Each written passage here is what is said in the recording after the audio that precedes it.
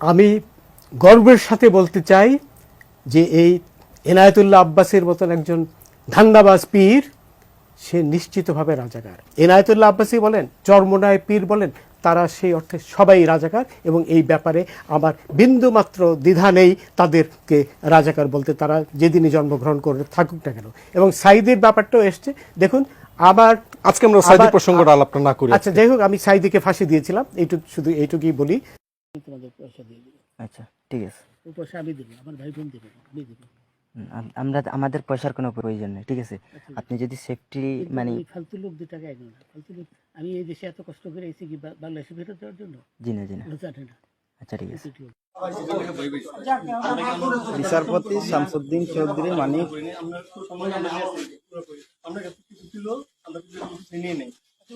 আচ্ছা ঠিক আছে, ওকে। কোন সমস্যা হলে বলবেন, আমরা কেন পালাইলেন? পালানো হবে না, ঠিক আছে? আমরা যদি পালান কেন? না পালাবো, আমাকে মেরে ফেলতে কেউ মারবে না। না না, কেউ মারবে না। আপনি বলবেন কি আগে জনগণ থাকতে পারবে না। না, তখন একটা শৃঙ্খলা থাকছিল তো, আমরা তাকে জনগণ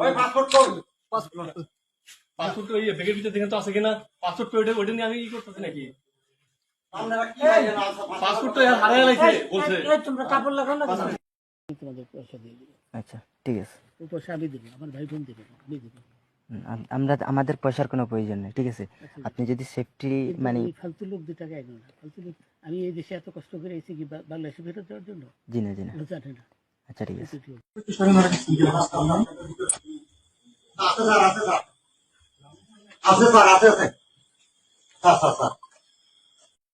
তোমাদের পয়সা দিয়ে দেবো। আচ্ছা ঠিক আছে, ওই পয়সা আমি দেবো, আমার ভাই বোন দেবে, আমি দেবো।